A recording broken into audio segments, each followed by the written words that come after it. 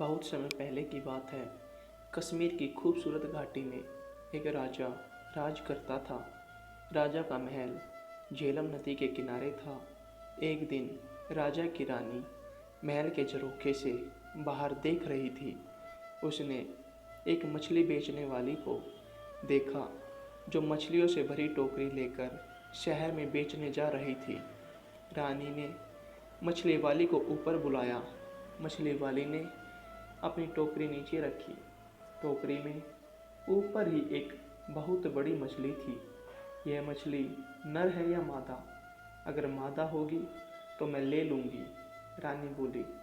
रानी का इतना कहना था कि मछली जोर से हंसी और टोकरी में नीचे चली गई।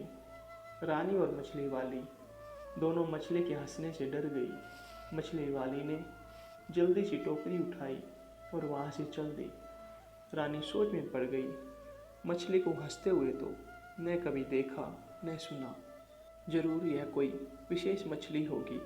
जब तक मछली के हंसने के रहस्य का पता नहीं लगा लूँगी, चैन से नहीं बैठूंगी। शाम को जब राजा महल में आए तो रानी ने मछली की हंसी के विषय में बताया। मछली आपकी बात सुनकर हंसने लगी। यह तो बड़े अचरज की बात है, राजा बोले। मैं कुछ नहीं जानती। आपको मछली क्यों हंसी, इसका पता लगाना पड़ेगा, रानी ने जिद की। दूसरे दिन राजा का दरबार लगा। राजा ने सारी बात बताई और बोले, क्या कोई बता सकता है कि मछली क्यों हंसी? जब कोई कुछ नहीं बोला तो राजा ने अपने वजीर से कहा कि 6 माह के अंदर वो मछली के हंसने का कारण पता लगाकर बताए, वरना उनका सिर धड़ से अलग कर दिया जाएगा। वजीर उसी दिन से मछली के हंसने का कारण पता करने में लग गए। बड़े बड़े ज्ञानी पंडितों से, साधु सन्यासियों से, सबसे पूछा, कोई कुछ नहीं बता सका। दूर दूर तक यात्राएं की पर कुछ पता नहीं चला। समय निकलता जा रहा था। 5 महीने निकल गए और वजीर कुछ पता नहीं लगा सके। उन्हें अपनी मृत्यु सामने दिखाई दे रही थी। उन्होंने अपने बेटे सुलेमान को बुलाया और कहा, बेटे, मुझे तो 1 महीने के बाद राजा मरवा देगा। कहीं राजा का क्रोध तुम पर भी न उतरे, इसलिए तुम यहाँ से चले जाओ। सुलेमान अपने पिता से बहुत प्यार करता था। वह बोला, मैं आपको अकेला छोड़कर नहीं जाऊँगा। वजीर ने उसकी एक नहीं सुनी और समझा बुझाकर सफ़र पर भेज दिया। सुलेमान दुखी मन से बिना सोचे समझे जो रास्ता मिला उसी पर चल दिया। चलते चलते रास्ते में सुलेमान को एक किसान मिला। किसान शहर से सामान आदि खरीद कर अपने गांव जा रहा था। सुलेमान ने सोचा, एक से भले दो। वह भी किसान के साथ साथ चलने लगा। थोड़ी देर चलने के बाद सुलेमान बोला, देखिए, चलते चलते हम दोनों थक गए हैं। ऐसा करते हैं कि आधे रास्ते आप मुझे लेकर चलिए और आधे रास्ते मैं आपको लेकर चलता हूँ। इस तरह से रास्ता आसानी से कट जाएगा। किसान उसकी बात सुनकर अचकचा गया। आधे रास्ते यह मुझे लेकर चलेगा और आधे रास्ते मैं? कैसी बेवकूफ़ी की बात है, किसान ने सोचा और चुपचाप आगे बढ़ता रहा। थोड़ी देर में वे एक पहाड़ी के ऊपर थे। नीचे झेलम नदी की पतली धार दिखाई दे रही थी और ऊपर देवदार के पेड़ों का जंगल। दोनों एक पत्थर पर बैठकर सुस्ताने लगे। सुलेमान ने जेब से एक चाकू निकाला और उसे किसान को देकर बोला, आप यह चाकू लीजिए और जंगल से 2 घोड़े ले आइए। और हाँ, चाकू संभाल कर रखिएगा, बहुत कीमती है। चाकू लेकर मैं जंगल से घोड़े पकड़ लाऊं? यहाँ इस पहाड़ी पर घोड़े? या तो यह खुद पागल है या मुझे पागल बना रहा है, किसान बड़बड़ाया। थोड़ी देर में फिर से दोनों चल दिए। कुछ देर बाद दोनों एक खेत में पहुँचे। खेत में पकी हुई फसल कटने के लिए तैयार खड़ी थी। कितनी अच्छी फसल है, किसान फसल देखकर बोला। हाँ, वह तो है, पर पता नहीं फसल खा ली गई है या बची है। सुलेमान ने जवाब दिया, खा ली गई है। क्या मतलब है तुम्हारा? देख रही हो फसल अभी कटी नहीं है और तुम कह रहे हो खाली गई है। किसान गुस्से से बोला। मैंने तो यूं ही कह दिया, सुलेमान बोला, और वे फिर अपने सफ़र पर चल दिए। अब वे एक फूलों से भरी घाटी में पहुंचे। घाटी के एक ओर एक छोटी सी नदी बह रही थी। नदी के पार पहाड़ी थी जिस पर एक गांव दिखाई दे रहा था। किसान ने अपने जूते उतारे, पजामा ऊपर खोसा और नदी पार करने लगा। नदी अधिक गहरी नहीं थी पर धार बहुत तेज थी और तलहटी में ढेर सारे छोटे बड़े पत्थर थे। नदी पार करके किसान मुड़ा तो उसने देखा कि सुलेमान जूते पहने हुए ही नदी पार कर रहा था। सचमुच में ये पागल है, किसान ने सोचा। नदी पार करके दोनों पहाड़ी पर चढ़ने लगे। गांव के पास पहुंचकर किसान बोला, मेरे घर चलो, कुछ खा पी कर और आराम करके आगे के सफ़र पर निकल जाना। मुझे बड़ी खुशी होगी आपके घर चलकर, लेकिन क्या आपके घर की छत इतनी मजबूत है कि आप मुझे अपने घर ले जा सके? सुलेमान ने जवाब दिया। अब किसान अपने गुस्से पर काबू नहीं रख सका और बोला, मैंने तो शराफत के नाते अपने घर आने की दावत दी थी। नहीं आना है तो मत आओ, पर मेरा अपमान तो मत करो। इतना कहकर किसान अपने घर की तरफ चल दिया। किसान की एक बेटी थी, गुलनार, बहुत समझदार और चतुर। जब उसने अपने पिता को गुस्से से तमतमाता चेहरा देखा तो बोली, अब्बू क्या बात है, किस पर इतना नाराज हो रहे हैं? अरे एक लड़का है, रास्ते में मेरे साथ हो लिया।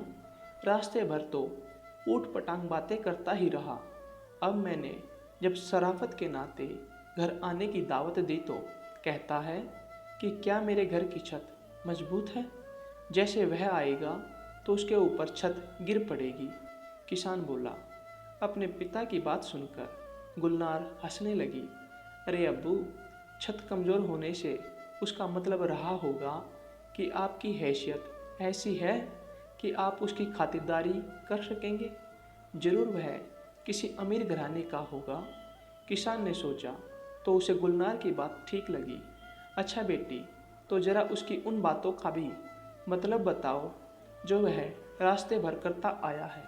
और किसान ने रास्ते का सारा हाल उसे बताया। गुलनार थोड़ी देर सोचती रही, फिर बोली, अब्बू यह लड़का बहुत समझदार और बुद्धिमान है। उसकी हर बात में एक मतलब छिपा है।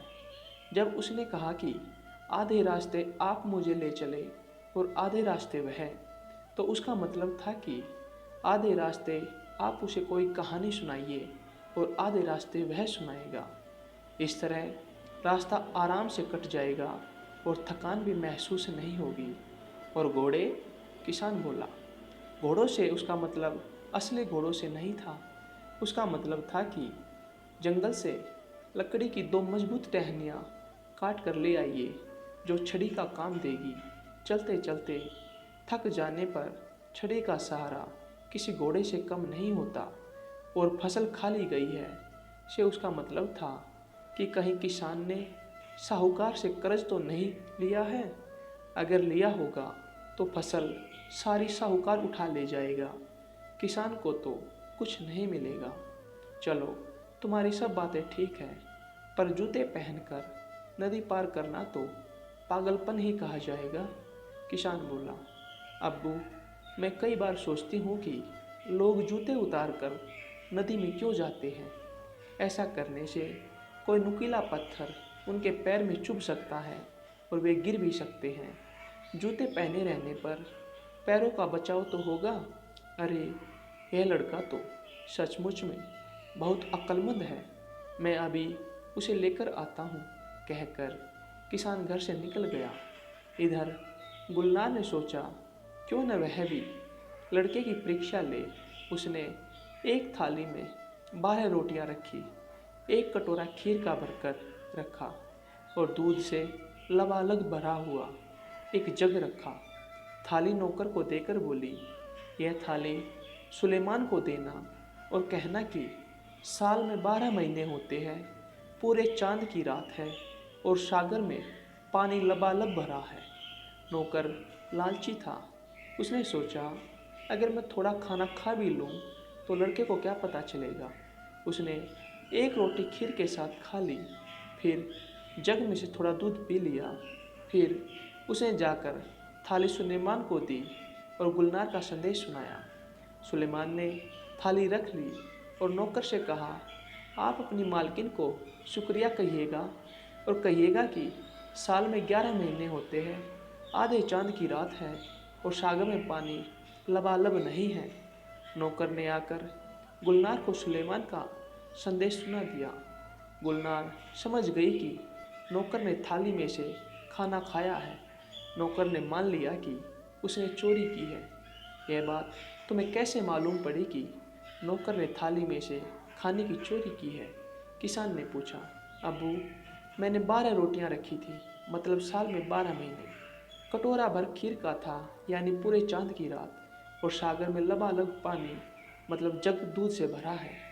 सुलेमान ने कहलवाया, साल में 11 महीने हैं, मतलब 11 रोटियां। आधे चांद की रात मतलब कटोरा आधा खाली, और सागर में पानी कम है, मतलब जग में दूध कम है। वाह, तुम दोनों का जवाब नहीं, किसान बोला। शाम को सुलेमान आया।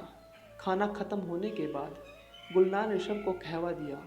कहवा पीते पीते सुलेमान ने अपने पिता और मछली की हंसी के बारे में बताया और बोला, अगर जल्दी ही मछली की हंसी का रहस्य नहीं सुलझा तो मेरे अब्बू की जान चली जाएगी। क्या आप कुछ मदद कर सकती हैं? गुलनार चुप होकर थोड़ी देर के लिए सोचती रही। कुछ देर में उसके होठों पर मुस्कान आ गई। चलिए, मैं आपके साथ चलती हूँ। मछली के हंसने का रहस्य मैं राजा को ही बताऊंगी, वह बोली। सुलेमान गुलनार के साथ उसी वक्त अपने नगर की तरफ चल दिया। उसके पिता चिंता के मारे खाट से लग गए थे। सुलेमान को देखकर बोले, तुम क्यों आ गए? मैंने तुम्हें आने से मना किया था। अब्बू, आपकी चिंता खत्म हुई। गुलनार मछली की हंसी का रहस्य समझ गई है। आप हमारे साथ फौरन राजा के पास चलिए।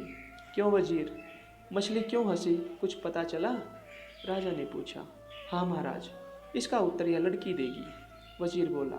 महाराज, आपके महल में एक पुरुष स्त्री के वेश में रहता है। यह बात उस मछली को पता थी, इसलिए वह हंसी थी, गुलनार ने बताया। हमारे महल में पुरुष? असंभव, राजा बोला। महाराज, अब इसका फैसला हो जाता है, गुलनार ने जवाब दिया। अब उसने एक बड़ा सा गड्ढा खुदवाया, फिर महल की सारी दासियों को उस गड्ढे को कूदकर पार करने के लिए कहा। कोई भी दासी उस गड्ढे को पार नहीं कर सकी, सिवाय उस दासी के जो असल में एक पुरुष था। वह एक चोर था और राजा के महल में चोरी करने के इरादे से रह रहा था। राजा ने उसे कारागार में डलवा दिया। राजा ने गुलनार को बहुत सारी धन दौलत इनाम में दी और उसकी बुद्धिमानी की सराहना की। थोड़े दिनों में सुलेमान और गुलनार का विवाह हो गया।